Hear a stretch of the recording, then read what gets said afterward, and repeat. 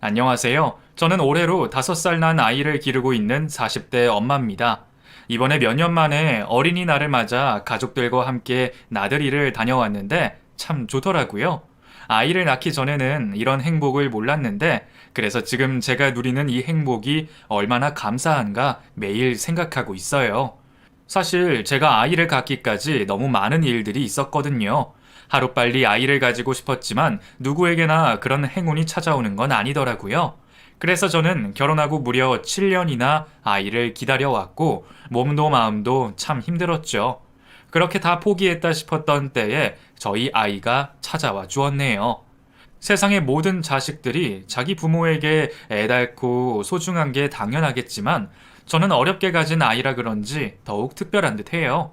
그런데 그런 아이를 제대로 볼 수도 없었다면 얼마나 끔찍했을지 상상이 가시나요? 제가 이런 행복을 모르고 살 뻔했다니 지금도 그 생각만 하면 정말 아찔합니다. 제가 무슨 일을 겪었는지 들으신다면 다들 기가 막히실 거예요. 저도 사실 지금도 그 일이 다 이해되지 않거든요. 물론 지금은 다행히 제 자식과 가족을 지켜내었지만 지금도 쉽게 잊혀질 일은 아니에요. 저도 이곳에서 여러 가지 사연을 들어왔지만 제 얘기도 만만치 않다 싶더라고요. 그래서 오늘은 제가 그때 겪었던 일을 한번 얘기해 볼까 합니다. 어렸을 적 저희 집은 늘 웃음이 끊이질 않았어요. 아버지는 책임감이 강하시고 따뜻한 분이셨고 어머니도 제게 늘 다정다감하시며 가족들을 위해 희생하시는 분이셨어요. 그런 부모님 덕에 저는 집 안팎으로 안정적인 환경에서 자랄 수 있었고 특히나 외동딸로 부모님의 사랑을 독차지하며 행복한 유년 시절을 보냈습니다. 대학 시절 만나서 연애 결혼을 하셨던 저희 부모님은 사이가 참 좋으셨어요. 흔히들 하는 부부싸움 한 번 없이 아버지가 늘 어머니에게 져주셨곤 하셨죠. 그러다 보니 저는 저희 부모님처럼 사는 게 늘 꿈이었어요. 나도 언젠가 운명적인 사람을 만나 서로를 닮은 아이를 낳아 행복한 가정을 꾸리고 싶다는 게 작고 커다란 바람이었죠. 어려서는 그게 얼마나 어려운 일인 줄 몰랐지만 나이를 먹고 세상을 알아가면서 저는 그것이 쉽지 않은 일이라는 것을 깨닫게 되었습니다. 사실 TV만 보더라도 그렇잖아요. 세기의 연인이라며 죽고 못 살던 연예인 부부들이 갑자기 이혼을 하고 법적 다툼을 벌이는 걸 보면 저도 조금씩 사랑에 대한 환상이 깨지곤 했어요. 정말 좋은 남자들은 다 누가 먼저 채간 건지 어디에도 제 짝은 없어 보였죠. 그러다가 그 사람을 만나게 되었네요. 사실 소개팅에서 제 운명의 상대를 만날 줄은 정말 몰랐어요. 다들 거기서 거기라는 생각에 별 기대 없이 나간 자리에서 저는 지혁 씨를 만났습니다. 지혁 씨는 학벌도 직업도 나쁘지 않고 저보다 2살 연상이라 대화도 잘 통했어요. 무엇보다 외모도 제 이상형에 가까웠고 몸에 밴 매너 덕분에 같이 있는 내내 기분 상할 일이 없었죠. 사실 누가 봐도 훈남의 성공적인 소개팅이었지만 저는 너무 좋아 보이기만 하는 것이 오히려 의심부터 들었습니다. 저도 적지 않은 남자를 만나봤지만 사람을 겉모습으로 판단하면 안 되겠더라고요. 다들 하나둘씩 문제가 있다 보니 어쩌면 오히려 외모를 포기하고 성격 좋은 사람 찾는 게 더 쉬울 판이었어요. 물론 그렇다고 성격 좋은 남자가 있지도 않았지만요. 그런데 지혁 씨는 뭐든 제 마음에 들었으니 오히려 불안할 수밖에요. 지혁 씨도 제가 마음에 들었는지 그 뒤로 데이트를 몇 번이나 더 했지만 저는 그때마다 그 사람의 하자를 찾으려 혈안이 되어 있었습니다. 어딘가는 문제가 있을 거다. 아니면 뭔가 이상할 거라는 생각만 했죠. 그런데 만나면 만날수록 지혁 씨는 정말 괜찮은 사람이었어요. 남자들 다 있는 허세도 없고 오히려 사람이 너무 착해서 탈이었어요. 오히려 단점이라면 정말 착한 게 단점이었을 것 같네요. 넉넉한 집안에서 여유가 있어서 그런지 웬만한 손해는 그냥 감수하고 포용력이 넓은 사람이었어요. 알바생이 비싸 보이는 옷에 음식을 흘렸는데도 세탁비도 받지 않고 웃으며 넘어가더라고요. 사실 그 모습에 제가 넘어가지 않을 수가 없었습니다. 그렇게 저는 의심 반 기대 반으로 지혁 씨를 만나게 되었고 사귀어 가면서 점점 더 빠져들게 되었어요. 그런데 나중에서야 지혁 씨가 저를 먼저 소개받고 싶어 했다는 것을 알게 되었고 많이 놀랐습니다. 알고 보니 전에 지인 결혼식에서 마주친 적이 있었더라고요. 그때 제가 부케를 받았는데 그때 저를 보고 소개시켜달라 부탁했던 거죠. 자기가 대놓고 소개해달라 그러면 부담스러워 할까봐 일부러 소개팅 자리를 만들었던 거고요. 시종일관 밝아 보이는 저를 보며 제가 궁금해졌다네요. 용기 내어 번호라도 물어보고 싶었지만 제가 먼저 자리를 뜨는 바람에 지인에게 소개를 부탁할 수밖에 없었죠. 저의 밝은 모습이 좋았다는 남자친구는 그렇게 제게 먼저 찾아와 주었습니다. 그리고 1년 넘게 연애를 하며 서로 사랑을 키워나갔죠. 남자친구는 사랑 많이 받고 자라 구김없는 제가 너무 좋다고 말했습니다. 그리고 거기에는 그럴 수밖에 없는 이유가 있었어요. 우리 부모님은 연애 결혼이 아니셨어. 집안끼리 맺어져서 이뤄진 결혼이었거든. 뭐, 나도 너무 어려서 자세한 사정은 모르지만 어쨌든 처음부터 사랑으로 했던 결혼은 아닌 거지. 그래서 그랬는지 두 분은 사이가 좋지 않으셨어. 엄마는 매일 짜증이었고 아버지는 대화를 피하셨지. 처음부터 사이가 좋지 못하셨던 두 분은 지혁 씨를 낳은 뒤에도 가까워지지 못하셨고 결국 이혼을 하고 마셨답니다.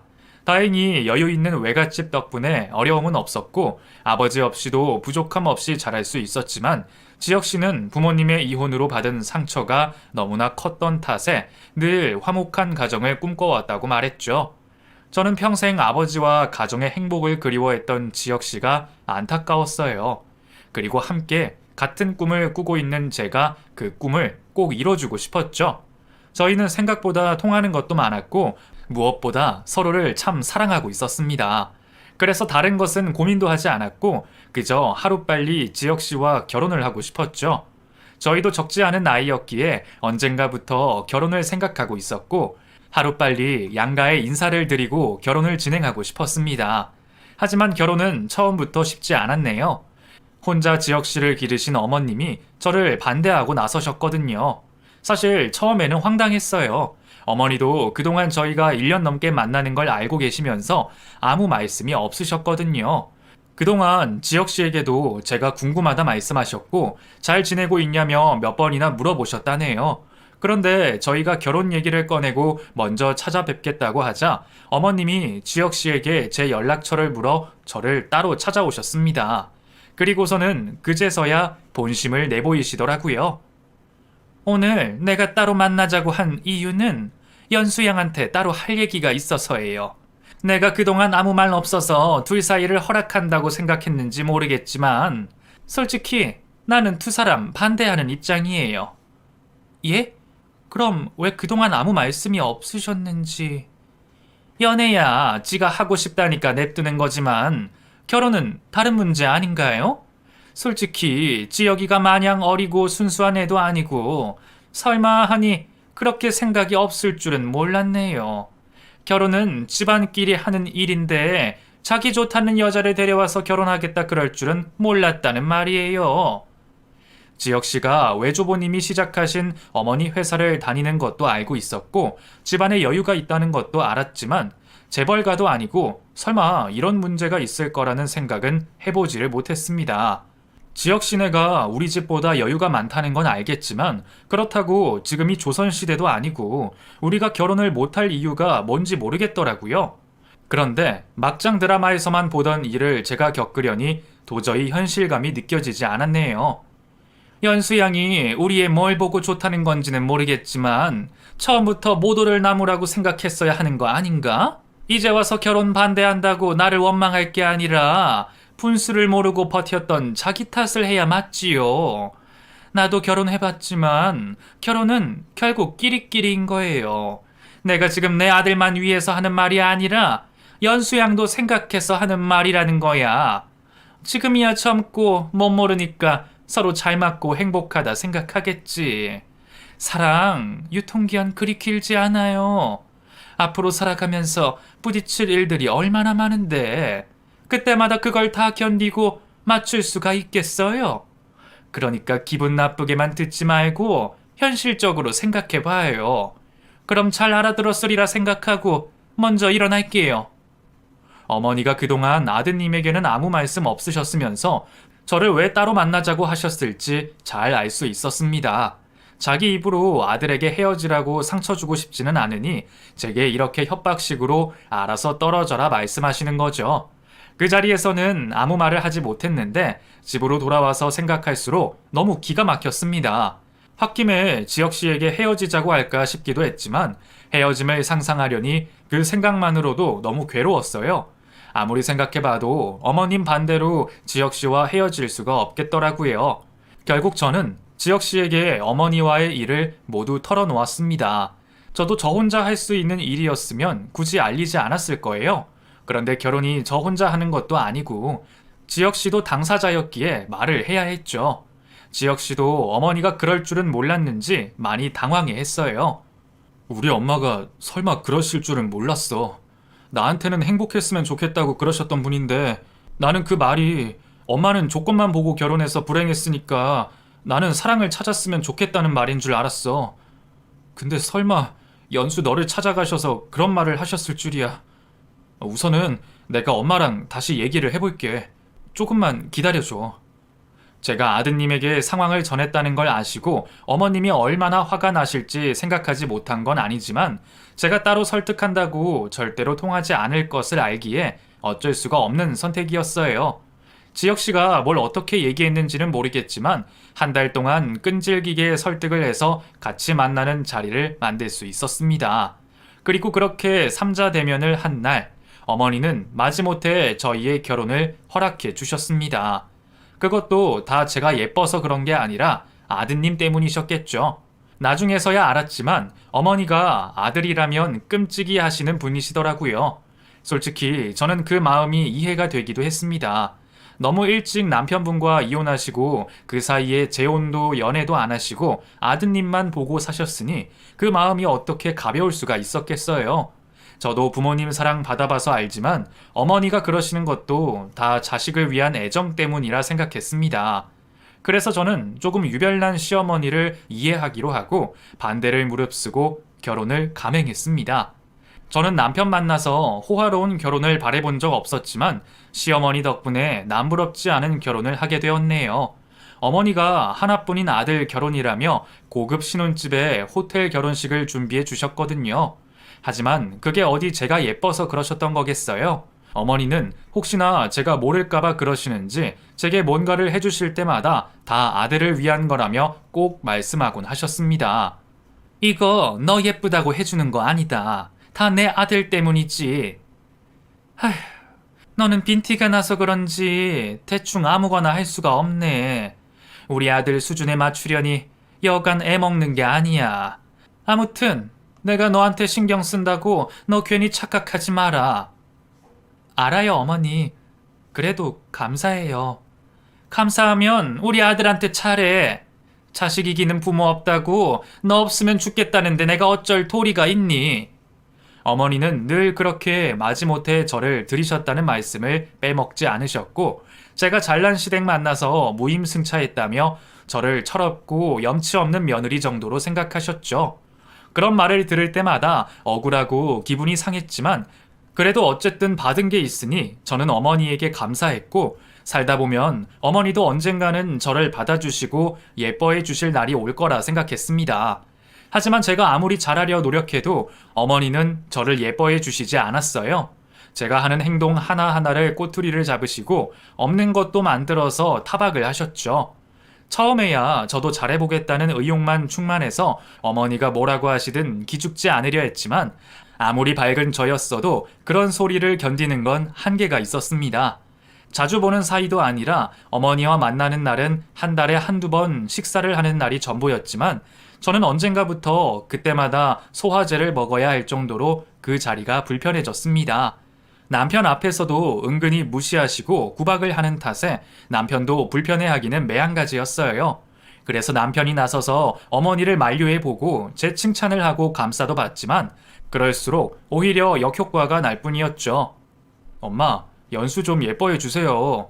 연수처럼 밝은 며느리 흔치 않아요. 언제는 딸이 없어서 딸 같은 며느리 보고 싶으시다 그랬잖아요. 딸도 딸 나름이지. 내가 쟤랑 수준이나 맞니? 너는 맨날 제 편만 들고 그러냐? 네가 쟤한테 홀랑 넘어갔다고 나도 그럴 거라 생각해? 너야 사람 보는 눈이 없어서 그런지 모르겠지만 엄마는 아니야. 엄마, 제발. 연수 앞에서 그만 좀 하세요. 어머, 너 지금 엄마한테 화내는 거니? 네가 생전 나한테 큰 소리 없던 애인데 네 마누라 구박했다고 나한테 이러는 거야? 이거 봐라. 이래서 집에 며느리를 잘 들여야 한다 이거야. 아무 문제 없던 우리 사이에 이게 지금 무슨 일이니? 처음에는 남편이 제 편을 들어주고 해서 고마웠는데 그럴수록 어머니가 더 저를 미워하시는 게 보이니 저도 차라리 남편이 가만히 있어줬으면 싶어지더라고요. 오히려 가만히 있는 게 도움이었죠. 그래도 남편과는 사이가 좋아서 정말 다행이었어요. 사실 저도 그래서 버텼던 거지 그게 아니었으면 반대하는 결혼을 한 것에 대해 정말 후회했을 거예요. 남편만 본다면 정말 제가 평생 그리던 그런 남편이었으니까요. 저희 부모님 결혼 기념일까지 챙기는 사람이라 부모님도 주변에서도 사위 잘 뒀다며 늘 칭찬이 자자했죠. 그래서 정말 시어머니만 뺀다면 완벽했던 저의 결혼 생활이었네요. 어쩌면 그래서 제가 더 시어머니를 참고 견딜 수밖에 없었는지 모르겠어요. 시어머니에게 아무리 섭섭해도 내가 사랑하는 남편을 낳고 길러주신 분이고 또 시어머니 덕분에 받은 것도 많았으니까요. 남편이 일하고 있는 곳도 시어머니 회사였고 그것 때문에라도 저는 남편 앞에서 시어머니 얘기를 꺼내기 어려웠습니다. 남편이 중간에서 잘해보려 노력하는 것을 알고 있는데 제가 더 말을 꺼내면 남편 혼자 힘들어질 것 같았거든요. 물론 그럼에도 불구하고 세월이 흐를수록 쌓이는 감정은 지울 수가 없었고 결국 참아내던 저도 폭발하는 날이 오고야 말았습니다. 벌써 저희 부부가 결혼 생활을 한 지도 5년이 넘어갔고 그동안 어머니는 늘 여전하셨죠. 하지만 어머니도 많이 지치시는지 이전 같지는 않으셨고 저도 웬만한 잔소리는 요리조리 피할 수 있었어요. 하지만 딱 한 가지, 그 말은 정말로 듣고 싶지가 않았습니다. 내가 너한테 뭐 많은 거 바라니? 결혼할 때도 내가 너한테 분명히 말했잖니. 네가 해야 할 일은 우리 아들 행복하게 해주고 자식 낳아서 잘 기르는 것뿐이라고. 근데 너는 뭘 하길래 그것 하나를 이렇게 못하니? 벌써 몇 년째인데 아직도 소식이 없어. 사실 저희 부부는 하루빨리 아이를 갖기를 바랬지만 이상하게도 아이가 금방 찾아와 주지 않았습니다. 병원에서도 딱히 원인을 찾지 못하는데 저희도 더는 방법이 없었죠. 제 나이도 벌써 30 중반이 되었고 마음이 조급해지더라고요. 게다가 시어머니도 전부터 내내 손자 타령을 하셨으니 그것도 적지 않은 스트레스였고요. 누구보다 아이를 기다리는 건 저희 부부였을 텐데 시어머니는 그렇게 저를 잡으셨어요. 마음에 드는 것 하나 없는 며느리가 손주 하나 낳아주지 못한다니 제가 얼마나 미우셨을까요? 그래서 그런 짓까지 하셨던 모양입니다.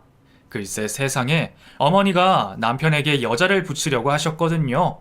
어머니는 갑자기 남편을 이사로 승진시키시고는 비서까지 붙여주셨습니다. 남편은 무슨 비서까지 있어야 하냐며 거절했지만 어머니가 고집을 부리셔서 어쩔 수가 없었어요.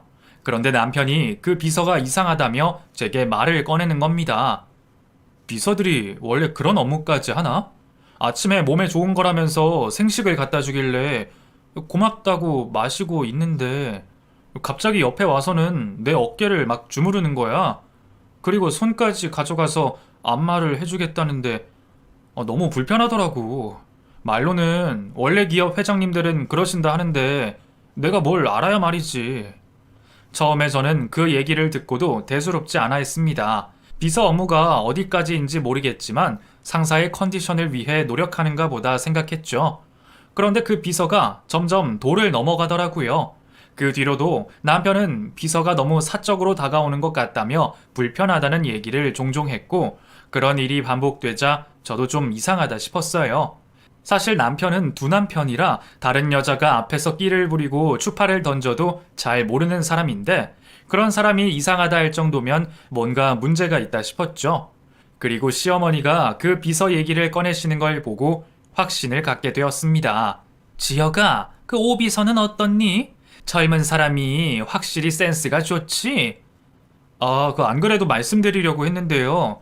사실 저 비서도 별로 필요 없고 비서가 꼭 필요한 거면 그냥 남자 비서로 바꾸면 안 될까요? 그 한 공간에 여자랑 있는 것도 불편하고. 어머, 지혁이 너 설마 오비서가 여자로 보이니? 하긴 오비서가 워낙 미모가 출중하고 하다 보니 지혁이 너도 어쩔 수 없이 눈이 가겠지. 근데 아무리 그렇다고 연수도 있는 데서 그런 말을 하면 어떻게 하니? 얘 연수야, 오해하지 마라. 지혁이가 설마 바람이라도 피겠니? 어머니가 제 편을 드는 분이 아니신데 그날따라 제 눈치를 살피며 일부러 그 비서 얘기를 꺼내는 것이 무척이나 이상했습니다. 그래서 제가 따로 그 오비서를 만나보기로 했죠. 그리고 오비서에게 단도직입적으로 물었습니다. 사모님, 근데 절 왜 보자고 하셨는지. 내가 오비서님 탓할 생각은 없으니까 혹시라도 모르는 척 안 했으면 좋겠어요. 오비서님, 우리 어머니랑 무슨 얘기했어요? 예? 그걸 어떻게... 아무리 여우 같아도 갓 대학 졸업한 사회초년생은 어쩔 수가 없는 모양입니다. 혹시나 해서 떠본 건데 바로 걸려들더라고요. 저 정말 처음부터 그러고 싶지는 않았어요. 사장님이 시키시는 대로만 하면 뽑아주신다고 하셔서 저 정말 회사 잘리면 안 되거든요. 어머니가 오비서를 채용하시면서 오비서에게 남편을 꼬셔보라 하셨답니다. 취업이 어려웠던 오비서는 채용을 약속한 어머니 앞에서 그 제안을 받아들일 수밖에 없었고 그날 이후로 매일 남편의 일거수일투족을 보고하며 남편에게 접근을 했죠. 그 얘기를 듣게 된 저는 당장 어머니를 찾아갈 수밖에 없었어요. 제가 따져 물으니 어머닌 참 당당하게 나오시더라고요. 어머니, 대체 무슨 생각으로 남편 옆에 여자를 붙이셨어요? 남편이 바람이라도 펴서 저희가 헤어지기라도 바라신 거예요? 아니, 나는 니들이 하도 애가 안 생기니까 니들 사이에 무슨 문제가 있는지 아니면 혹시 지혁이가 딴 생각이라도 있나 궁금해서 그랬지. 아니, 근데 결국 안 그랬으면 된 거 아니냐? 대체 뭐가 문제라고 이렇게 와서 난리야? 그런 일을 벌이셨으면 저한테 사과라도 하실 줄 알았는데 어머니는 아무 문제가 없다는 태도셨습니다. 대체 왜 그러셨냐고 몇 번이나 물었지만 저는 어머니의 솔직한 마음을 들을 수가 없었어요. 그날 일로 저는 어머니에게 처음으로 대들었고 그 뒤로 1년여를 보지 않고 지냈습니다. 그때까지는 저도 어머니가 그냥 제가 미워서 괴롭히려고 그러신다고만 생각했어요. 그럼 미운 며느리가 눈앞에 보이지 않으면 되겠다고 생각했죠. 남편이 중간에서 난감해하는 걸 알면서도 어쩔 수가 없더라고요. 저는 그 뒤로도 쭉 어머니를 보고 싶지 않았습니다. 속상하게 하는 사람을 보지 않아서 그런지 저는 남편에게 미안한 마음을 빼면 마음이 참 편했어요. 그리고 마음이 편해서 그런지 결혼하고 7년 만에 임신 소식을 듣게 되었습니다. 사실 다 포기했다 생각했는데 그런 행복이 찾아와 주니 얼떨떨 하더라고요. 그리고 어쩌면 그동안 아이가 찾아오지 않았던 게 다 어머니로 인한 스트레스 때문이었을까 싶은 생각이 들었습니다. 하지만 그렇다고 어렵게 임신까지 하고서 계속 어머니를 모른 척 할 수가 없었어요. 저는 어머니를 뵙지 않아도 어머니에게 손주가 생겼다는 소식은 전해야만 했죠. 안정기가 지나고 남편이 그 소식을 전하자 시어머니는 한달음에 저를 만나러 오셨습니다. 솔직히 그때까지도 전 시어머니가 무서웠고 저한테 뭐라 하실지 걱정이 더 많았어요. 그런데 웬걸요. 거의 1년 만에 만난 어머니는 이전과 아주 다른 모습이셨습니다. 집에 오시면서 저를 주겠다고 무슨 선물을 그리 바리바리 싸우셨더라고요. 그리고 저를 부르는 말투도 너무 다정해지셨네요. 아가, 우리 사이에 오해가 있는 것도 알지만 이제 새 식구가 생기는 마당에 과거가 다 무슨 소용이니? 그러니까 너도 나쁜 일은 다 잊고 앞으로 태어날 우리 아이만 생각하자꾸나. 알겠지, 연수야? 사과인지 뭔지 모를 말씀을 하신 어머니는 과거를 잊고 잘 지내보자며 제게 손을 내밀어 주셨습니다. 아직 못 다 푼 앙금이 있기는 했지만 그래도 저는 어머니가 먼저 내미신 그 손을 잡을 수밖에 없었어요. 그날 이후 시어머니는 늘 제 컨디션을 살피시면서 저를 찾아오셨고 바쁜 남편 대신에 저를 챙기셨습니다. 그러면서도 어머니가 가장 궁금해하셨던 것은 다름 아닌 아이의 성별이었어요. 선생님, 아이가 어떤가요? 아들인가요? 아들이죠? 초음파상으로는 엄마 닮은 것 같네요. 예? 엄마를 닮아요? 아니, 그게 무슨... 병원에서 대놓고 아들이다 딸이다 말씀하시지는 않잖아요. 그래서 제가 다니는 병원에서도 아들이면 아빠를 닮았다, 딸이면 엄마를 닮았다 이렇게 말씀을 해주셨어요. 그런데 어머니가 처음에는 그 뜻을 알지 못하시고 어리둥절 하시더라고요. 어머니, 선생님이 하신 말씀은 아이가 딸이라는 얘기예요. 뭐? 그래서 엄마를 닮았다 이거야? 아니, 말도 안 된다. 내가 분명히 아들 태몽을 꿨는데. 예, 너 호랑이 꿈꾸고 딸 낳았다는 얘기 들어봤니? 호랑이는 무조건 아들이라니까. 병원에서 직접 얘기까지 들으셨으면서도 어머니는 뱃속의 아이가 아들이라는 미련을 버리지 못하셨습니다. 어머니는 그동안 줄곧 아들을 바라셨던 모양이에요. 대체 왜 그렇게 아들에게 집착하시는지 모르겠지만 어머니는 뱃속의 아이가 아들이기를 바라시면서 초음파 결과를 부정하셨죠. 그거 제대로 보이지도 않더만 확실하겠니? 어차피 낳아봐야 아는 거야. 내가 여기저기 물어보니까 낳아서 결과가 다른 적도 많다더라. 아무튼 네가 낳는 그날까지 기도할 거니까 너도 너무 걱정하지 마라. 꼭 아들일 거야. 태몽이 다를 리가 없지. 어머니는 끝까지 아이가 아들이라 굳게 믿고 계신 눈치였습니다. 그러거나 말거나 저희는 대수롭지 않아 하며 뒤늦게 찾아와준 아이를 오매불망 기다리고 있었죠. 어머니도 그동안 제게 잔소리 한 번 없이 잘해주셨고 저는 그만하면 모든 일이 해결되었다고 생각했어요. 이제 정말 우리가 원하던 행복한 가정을 꾸린다는 기대에 부풀어 있었죠.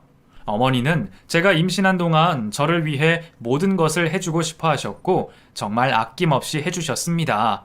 덕분에 저는 임신한 동안 못 먹어본 음식이 없었고 비싼 마사지에 몸 관리까지 받으며 출산을 준비할 수 있었어요. 게다가 시어머니는 출산을 얼마 앞두지 않은 제게 초호화 산후조리원을 끊어주셨습니다. 그렇게 비싼 조리원을 갈 생각은 없었지만 어머니가 해주고 싶다 하시니 저도 거절할 이유가 없었어요. 그리고 처음 받아보는 시어머니의 사랑에 내심 기쁘기도 했고요. 그렇게 저는 시어머니 덕분에 모든 출산 준비를 끝낼 수가 있었습니다. 그런데 예상치 못한 문제가 벌어졌어요. 예정일을 일주일도 남겨두지 않은 상황에 남편에게 급하게 출장이 잡혀버렸네요. 반드시 남편이 가야만 하는 일이라 누구에게 떠넘기거나 할 수도 없었고 무엇보다 시어머니가 그러길 바라셨죠. 저는 오래 기다려 가진 아이라 혹시나 두려운 마음이 너무 컸고 또 중요한 순간에 항상 함께했던 남편이 없다는 게 겁이 났어요. 남편도 걱정하고 아쉬워하기는 마찬가지였고요. 혹시나 싶어 어머니에게 말씀도 드려봤지만 어머니는 난감해하시며 말씀을 하셨습니다. 큰 일인데 다른 직원을 보낼 수도 없잖니. 나라도 가면 좋은데 나는 병원에서도 혈압 때문에 조심해야 한다 그러고 게다가 이런 일로 네가 자꾸 빠지고 편의를 바라면 다른 직원들 보기에도 그렇지 않니? 어차피 애는 연수가 낳는 건데 뭐가 걱정이야? 내가 옆에서 연수 잘 챙길 테니까 지혁이 너는 너무 걱정 말고 잘 다녀와. 걱정 말고, 응? 저나 남편이나 출산일을 너무 오래 기다렸기에 하필이라는 생각이 들기는 했지만 어머니가 그렇게까지 말씀하시니 어쩔 도리가 없었습니다. 결국 남편은 제 출산일을 함께하지 못했어요. 그래도 친정 부모님도 계시고 시어머니가 내내 같이 계셔 주셔서 다행이었어요. 첫 아이라 그런지 진통을 오래 하기는 했지만 그래도 다행히 건강한 아이를 낳을 수가 있었습니다. 그동안 의사 선생님 말씀대로 딸일 거라 생각한 저는 낳은 아이가 아들이라는 얘기에 조금 놀랐어요. 사실 제가 아이를 낳자마자 거의 실신을 하는 바람에 낳는 순간에 아이 성별을 듣지 못했거든요. 뒤늦게 어머니가 아들이라며 좋아하시는 것을 보고 제가 아들을 낳았다는 것을 알게 되었네요. 아들이나 딸이나 둘 다 소중하다 보니 별 문제는 아니었지만 어머니가 그렇게 좋아하는 걸 보니 오히려 다행이라는 생각도 들었습니다. 그렇게 저는 다음날 조리원으로 들어가게 되었고 병원에 내내 누워있던 탓에 만날 수 없었던 아이를 만나보고 싶었어요. 하지만 어머니는 조리원에서도 저를 꼼짝 못하게 하셨습니다.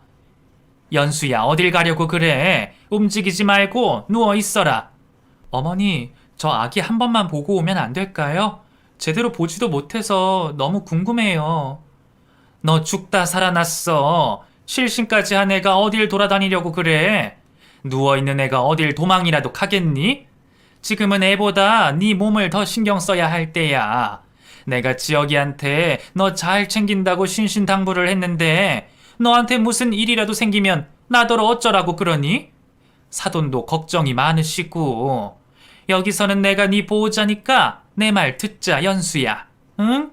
시어머니는 제가 아이를 낳고 실신까지 한 게 걱정이 되셨던 건지 저를 꼼짝도 못하게 하셨어요. 옆에 남편도 없으니 더 걱정이 많으셨던 모양입니다. 결국 저는 하루 종일 병실에 꼼짝없이 누워 있어야 했고 떨어져 있던 남편의 연락만이 유일한 낙이었습니다. 그런데 통화 중에 남편이 이상한 얘기를 하는 거예요. 근데 그래서 아이 성별이 뭐야? 딸이랬다가 당신은 또 아들이랬다가 헷갈리게. 응? 어머니한테 못 들었어? 아들이라잖아. 그래? 아니 엄마가 어제는 분명 딸이라고 했던 것 같아서 내가 잘못 들었나 보다. 그게 무슨 말이야? 어머니가 딸이라고 그러셨어? 사실 나도 확실한 건 아닌데 그 손자를 기다리신다고 엄마가 아들 소식에 기운이 없을 리가 없잖아. 근데 당신 출산하고 의식 없을 때 엄마가 전화로 이상하게 말을 하시더라고. 딸이랬다가 아들이랬다가 나더러 아들은 엄마만 믿으면 문제 없어. 엄마가 다 알아서 할게 이러시더라고. 나는 당신 쓰러졌다는 것 때문에 그러시는 줄 알았지. 남편은 어머니가 제 걱정에 정신이 없어서 우왕좌왕하며 말을 했다고 얘기를 했지만 저는 이상하게 그 말이 마음에 걸렸습니다. 아무리 정신이 없어도 아이 성별을 헷갈릴 수가 있나 싶었고 뭘 알아서 하신다는 건지 어머니 말씀이 이상하게 생각되었어요. 게다가 전적이 있으신 분이다 보니 저도 모르게 촉이 곤두서더군요. 결국 저는 불편한 몸을 이끌고 시어머니 몰래 아이를 보고 오기로 했어요. 어머니가 잠시 자리를 비운 사이 몰래 병실을 빠져나가려고 했죠. 그런데 나가신 어머니가 얼마나 멀리 가시는지 확인을 하다가 어머니가 옆 병실을 들어가는 것을 보고 말았습니다. 옆에 병실 산모랑 그새 친분이라도 맺으신 건지 남의 병실을 들어가는 어머니가 이상하게 생각이 되었죠. 결국 의심을 하던 저는 시어머니 뒤를 밟았고 옆 병실에서 경악할 장면을 보고 말았습니다. 시어머니가 옆 병실 여자에게 아이를 안기시며 우리 손주 밥 잘 챙겨주라는 얘기를 하는 거였어요. 그래, 수고했어요. 앞으로 애는 걱정하지 마. 우리 집에서 내 손주로 아주 잘 길러줄 테니까. 애 엄마 혼자 고생하며 키우느니 부잣집에서 자라게 하는 게 낫지 않겠어? 대신 돈만 받으면 앞으로 이 일은 절대로 입 밖으로 꺼내면 안 돼. 알겠어요?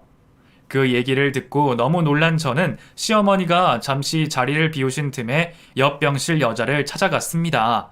그리고 다 알고 왔다면서 자초지종을 물었죠. 처음에는 모른다고 딱 잡아떼던 여자도 경찰에 신고하겠다는 얘기에 자백을 시작했습니다. 알고 보니 시어머니가 이번에도 저 몰래 무서운 짓을 꾸미셨더라고요. 제 아이가 딸이라는 것을 알고 아들을 가진 미혼모를 찾아다니셨답니다. 그렇게 그 여자를 알게 되었고 아이를 낳자마자 입양 보낼 생각이던 미혼모를 데려와 그 아들과 제 딸을 바꿔치기 하려 했어요. 설마 했던 얘기를 제 귀로 들은 순간 저는 이성을 잃어버렸습니다. 그리고 그 길로 시모를 찾아가 따져 물었죠. 어머니, 제 딸 어쩌셨어요? 뭐라고? 딸이라니 그게 무슨 말이니? 남의 아들이랑 바꿔치기 하려던 제 딸 어쩌셨냐고요? 어머, 너 그거 어디서 들었어? 그럼 바로 옆 병실에 넣어놓고 제가 끝까지 모르기를 바랬어요? 대체 뭐 때문에 그런 짓까지 벌이는 거예요? 어머니가 3대 독자대를 이어야 하는 것도 아니고 이혼해서 대이을 집안도 없는데 뭐하러 아들을 바라세요? 그것도 이렇게까지 하면서? 사업은 원래 남자한테 물려주는 거다. 니들이 딸 낳아서 정략 결혼시킬 것도 아닐 텐데 내가 우리 아버지가 키운 회사 망하는 꼴을 그냥 보겠니?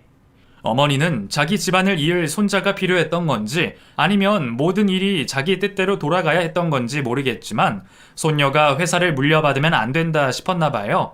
지금도 그 이유가 명확하게 이해가 되지는 않지만 아무튼 제가 딸을 낳은 것을 받아들일 수 없었던 모양이에요. 그래서 나 몰래 내 새끼를 바꿔치기 할 생각까지 했나 봅니다. 뻔뻔한 시모를 용서할 수 없었던 저는 그 얘기에 눈이 돌아버렸어요. 그래서 성치도 않은 몸으로 시모에게 달려들었습니다. 보이는 대로 시모를 때리고 머리끄댕이를 잡아 뜯었죠. 저도 제가 그렇게까지 할 줄은 몰랐지만 엄마가 되면 눈에 보이는 게 없어지는 것 같았어요. 저는 사람들이 달려들어 뜯어놓을 때까지 시모를 두들겨 팼고 시모는 피떡이 되어 바닥에 쓰러져 있었습니다. 그제서야 정신이 돌아왔지만 그런 시모를 보고도 전혀 불쌍하지 않았네요. 대체 무슨 정신이 박힌 여자라 그런 생각을 하는지 더 알고 싶지도 않을 정도로 그 여자가 끔찍했으니까요. 그리고 저는 조리원에 따져 물어 제 아이를 찾아냈습니다. 다행히 그때까지도 아이는 조리원에 무사히 있었어요. 시모가 애를 어디로 보내려고 했는지 모르겠지만 하루라도 빨리 알아차려서 정말 다행이었네요. 그렇게 저는 제 딸을 데리고 친정으로 도망갔습니다. 남편이 뒤늦게 상황을 알고 저를 찾아왔지만 저는 분노에 쌓여서 남편에게 이혼을 요구했어요. 당신 엄마 완전 미친 여자야. 지금이 조선시대야 선사시대야. 무슨 생각으로 살면 그따위 짓을 해? 대체 왜 그런지 이제는 알고 싶지도 않아. 미친 사람이 무슨 이유가 있겠어. 나 그동안 당신 엄마라서 참아왔어. 당신도 알지? 근데 내 새끼한테 손대려는 사람 나도 더는 못 참아. 절대로 용서 못해. 나 당신 사랑하지만 그렇다고 내 자식 포기하면서 당신 붙들고 싶지 않아. 그러니까 당신은 당신 엄마랑 살던가 알아서 하고 나는 내 새끼 지킬 거야. 연수야 미안해. 내가 대신 사과할게. 근데 이혼하자 하지 마. 나도 너랑 내 딸 포기하고 싶지 않아. 이혼하자는 제 말에 남편은 매달렸습니다. 그리고 자기도 많이 충격을 받았다며 그제서야 시모와 인연을 끊겠다고 하더라고요. 남편도 자기 자식을 해코지하려 한 그 여자를 용서할 수가 없겠죠. 저는 결국 나와 아이를 택하는 남편을 보며 용기를 얻었습니다. 그리고 남편과 함께 시모를 찾아가서 남편의 의사를 똑똑히 전했어요. 남편이 집도 회사도 다 포기하겠다며 앞으로 보지 말자 말하니 시모는 그제서야 잘못했다 빌더라고요. 저는 그 여자 면전에 대고 얘기해줬어요. 당신 아들이 결국 당신 버리고 나랑 자식을 선택하기로 했어. 당신이 끔찍이 생각하던 당신 자식이 당신이 증오스럽대. 그러게 대체 자식을 어디까지 쥐고 흔들어야 직성이 풀리는 거야? 내가 그동안 바보 같아서 다 참았다고 생각해? 나는 내 가족을 위해서 당신을 참았던 거야. 당신은 이제 가족도 자식도 없어져 버렸네.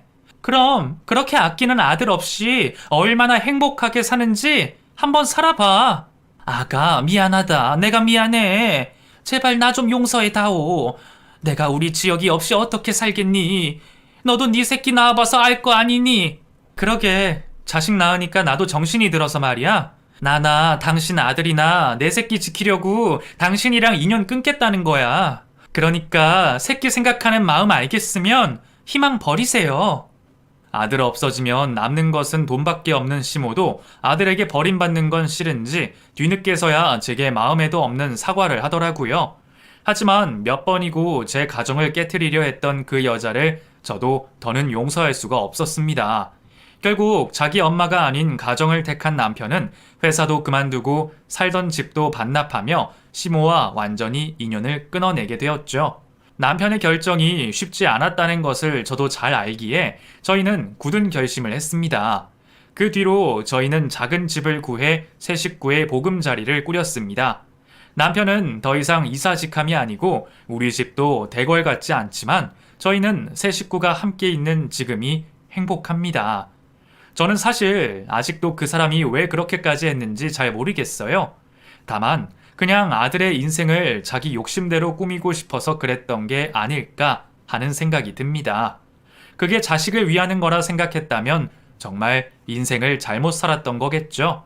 시모가 언제 정신을 차릴지 지금쯤 후회를 하고 있을지 모르겠지만 사람이 쉽게 바뀌지 않는 것을 알기에 아마 평생 볼 일은 없을 거라는 생각이 드네요. 그럼 앞으로도 저는 제 가족을 잘 지켜가며 행복하게 지내도록 노력하겠습니다.